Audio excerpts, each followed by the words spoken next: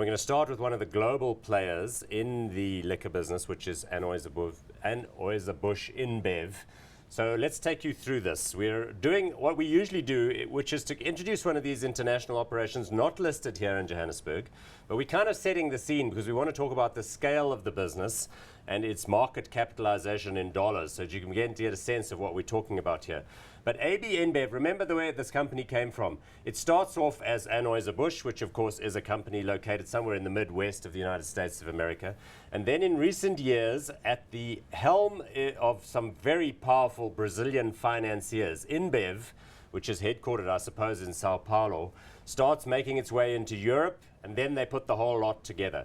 Because, of course, the American consumer goods companies perhaps feeling a little bit sort of mature with regard to their market addressable opportunity. So let's go through the kind of brands that they own. Certainly, Budweiser is the big one that you'll be familiar with. And then you have things like Modelo, Stella Artois, so on and so forth. That was the European one. Beck's, of course, which I think is Germany's largest beer.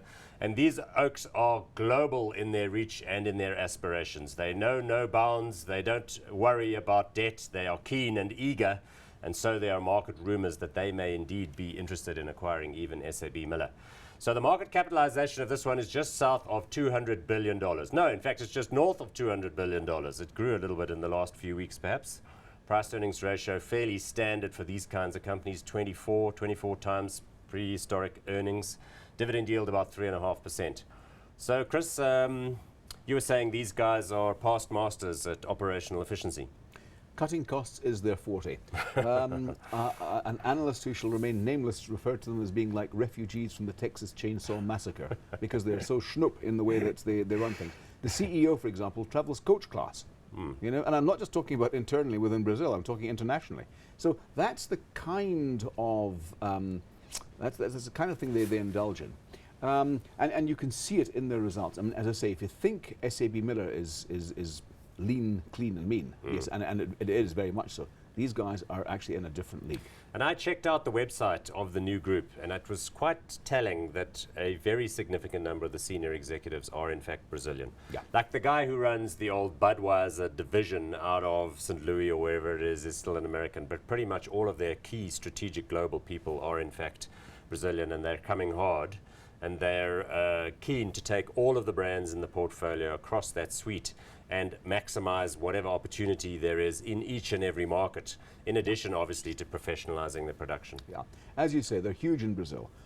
They're huge in the other area, of course, is in Western Europe. Yeah. And there's a Belgian family and there's a foundation in Brazil, and the two of them come together, and it's a very, very difficult to understand type of structure, the actual control structure in there.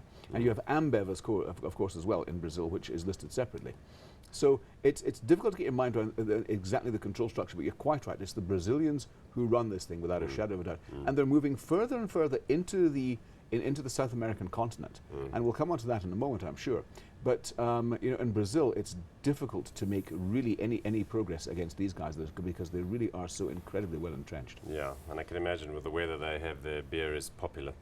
No significant exposure to the East, is that correct? I seem to remember that Anheuser Busch had a joint venture with Harbin or something in the Chinese market, which they got out of.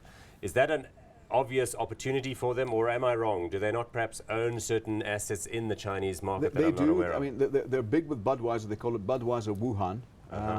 And they've got sounds delicious. Lovely stuff. Yes. Interestingly enough, the Chinese beers that I've tasted in China seem remarkably similar to American beers. In other words, they're fairly insipid. Oh, that's a pity. Yes, from what I remember, they still got the holding in Qingdao. Exactly, that's the one. So Tsingtao is the one that was kind of founded by Germans in China, yes, but it's kind of like the premium brand in China. Yeah. That's right. So they are represented there. The one big hole in the portfolio, and it's a massive gaping hole, is Africa. They have absolutely nothing on the continent. Yeah. You mentioned Beck's earlier. Beck's used to have a controlling, well, a large stake, should I say, in Windhoek breweries. I see. But that was sold off a while ago. So they have nothing here at all. And that is one of the reasons why they've got their eye on SAB Miller, because SAB Miller is represented in 44 out of 54 African countries. So if such a combination were to be possible, and we'll talk about SAB Miller in a minute, then it's possible that global regulatory authorities might say, well, you can't have all of the major brands in America, so you'd have to do a disposition or something. And maybe in Western Europe they'd be a little bit too strong, but it could create beer incorporated, and that would be quite exciting. Absolutely. Okay. Enough waffle about them. The question, I guess, is if you're internationalizing your assets, there's the share chart. You can see it's done pretty well over the last 5 years, as one would expect, in a rising market with all that corporate activity and access to debt that they've presumably had with credit markets being so generous.